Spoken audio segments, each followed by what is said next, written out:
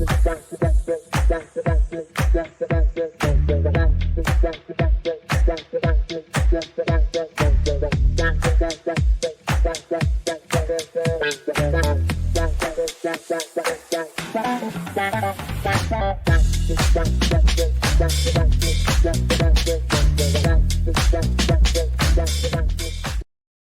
so my topic or my research question was, how did the colonization of India by the British lead to cardiovascular risks for South Asians today?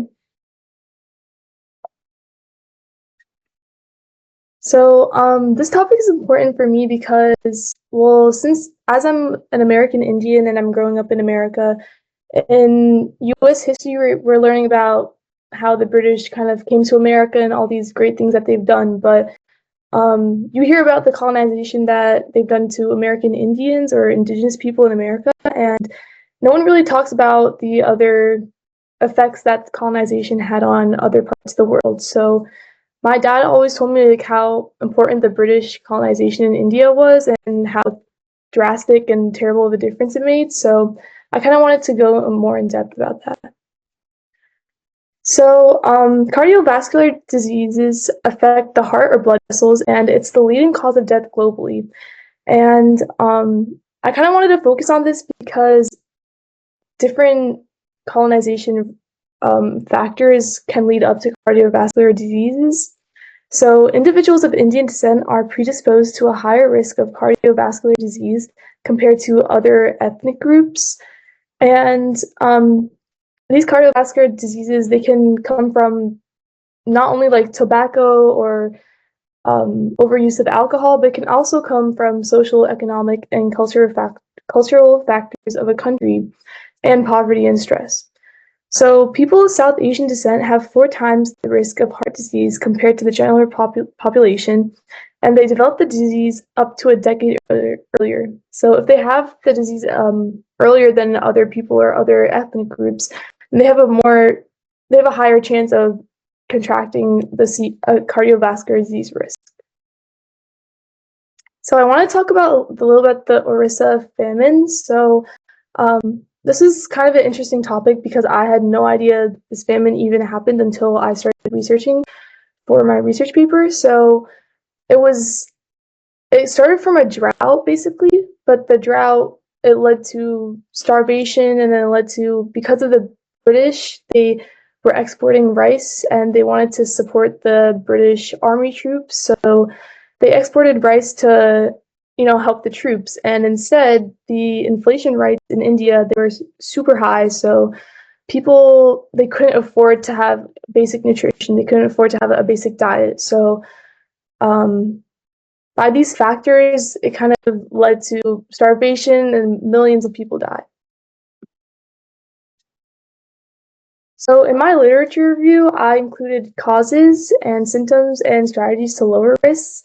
So for the causes, an unhealthy diet, and this would be like consuming trans fats that can increase LDL, which is kind of the bad cholesterol. And good foods, they have a different type of cholesterol, which is the better cholesterol, which can actually lower LDL. But if you keep consuming an unhealthy diet, then the LDL will overtake the better cholesterol. A lack of exercise, tobacco, and excessive use of alcohol, and once again, social, economic, and cultural factors of a country, as well as poverty and stress. And some symptoms are chest pain, chest pressure, dizziness, fainting, fatigue, shortness of breath. And some strategies that I included in my research paper were to how to maintain a healthy body weight, to control your diet, manage stress, and reduce alcohol intake and smoking. And to go more in depth about controlling your diet, I found that the Mediterranean diet was really useful, and it was a lot healthier than the other diets. And there was a study that I did in my research paper that I found that mentions more about Mediterranean diets. So that includes like nuts and olive oils and things like that. So the methodology I used was the secondary literature review that takes into account different primary studies and research articles. So I also have a section in my my research article which has just historical evidence regarding the British colonization of India. It includes the Orissa famine, the Bengal famine, and just colonization of India in general. And I tried not to have a bias in this, so I included not only effects that British colonization had, but I also included environmental effects at the time. So there were multiple droughts, so I wanted to kind of balance the two. And further literature review was conducted on other ethnic groups that had similar struggles and circumstances. So I looked at Indigenous people in Canada, and I also looked at the Great Chinese Famine. And by doing this, I kind of corroborated with various different resources, analyzed various perspectives, and took into account other factors that impose an effect on Indians' health that are not associated with colonization, which was the droughts and environmental factors. And I compared different issues on the effects of other ethnic groups' health. So it was interesting by looking at like an event that did not happen to the Indians, but to the Chinese and to the Indigenous people in Canada. They all kind of connect in a way, and they all show evidence for cardiovascular disease. So this is an example of how I used the Great Chinese Famine. So I did a research review on the reaction, which is a risk evaluation of cancers in Chinese diabetic individuals. And there's like a little background about the people that they recruited and the different centers that they used. And ultimately, researchers did find that those who were exposed to early life famine had an increase in cardiovascular disease. So that kind of shows that there's also a linkage between the colonization of India, because they also had early life famine, and there's a multi-generational effect of this. And I looked at another research article regarding the Great Chinese Famine, and I found that there was a significantly higher rate of tuberculosis in the people born during the famine and their offspring. So this shows intergenerational effect of early life famine exposure. So I wanted to link that into how, in India, there was also a big famine.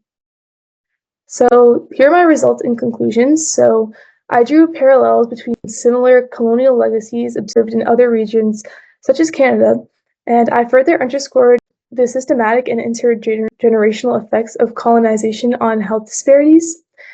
And here I just included some more research that I mentioned in my article. So the prevalence of obesity in India is increasing and is associated with diabetes, heart disease, stroke, and hypertension.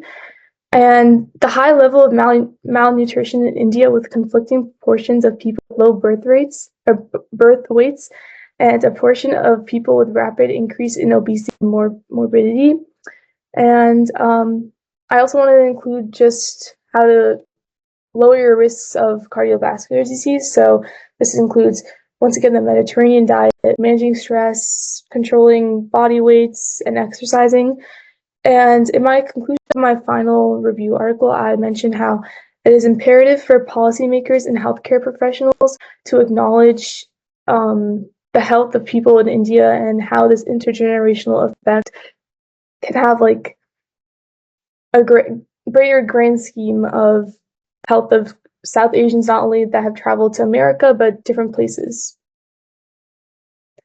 So I just want to talk a little bit about my research experience. So I thought that it was really interesting that by looking at different events and circumstances that people not only in India were facing, but around the world, like China and Canada, it was interesting how I was able to make a linkage and kind of see the effects not only happening to Indian generations, but others. And it was nice to see the linkage between not only that, but how that affected their health and how that can affect South Asians' health, even in America. And I just wanted to touch a little bit about how Professor Virgil and Dr. Pralaji helped me with my research and how I learned on my topic. So Professor Virgil, he really expressed a lot of the format and how to go about the research paper process because I've never made a research paper before. So it was interesting to see. He kind of showed me step by step how to go about making a research paper and key points that I should add. And Dr. Paralaji, he mentored me with my research, and it was really helpful, his one-on-one meetings as well. And he leaves comments on my review articles as well. And they're actually really helpful because things that I wouldn't have thought to consider, he kind of pushes me to look at different things, and he'll kind of guide me with different articles to see and kind of include in my papers. So I thought that was really helpful.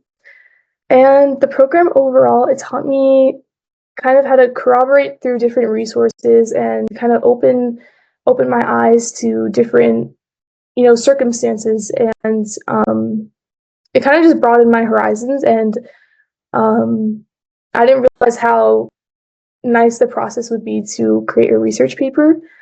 And the most thrilling aspect, I think, was finally making all the connections between different various events, and not only India, but connecting different places all around the world and connecting that to health of people. It was a really nice experience to kind of make that connection by myself, and kind of it was fun to write the paper. So yeah. Amazing, Sanvi. You seem to be the first. You can stop sharing. You seem to be the first person today to say the research that you enjoyed, but it's truly good. And I'm like surprised over the topic that you picked, which is like so unique. You were so curious about it, and you went about it like colonization and heart disease and all that. It's not something that anybody would go into. So wonderful topic. Dr. Prahalad, question for her. Same question for you again. So you've drawn a hypothesis from your research. So given support, how would you test it? What study would you do? Well, I think that since all these research articles I'm kind of seeing secondhand, I would kind of want to conduct my own research and see if I could find a difference between South Asians or Indians in America versus Indians that are actually like in India right now, and like how I'd probably want to go to like different areas in India, like different villages, for example, and see how that really impacted them on like a community scale level. And I would want to run trials on just to see like the cardiovascular disease differences between here and India, and see if they kind of have similar rates. Yeah. Excellent. Great job, sir. Yeah, wonderful.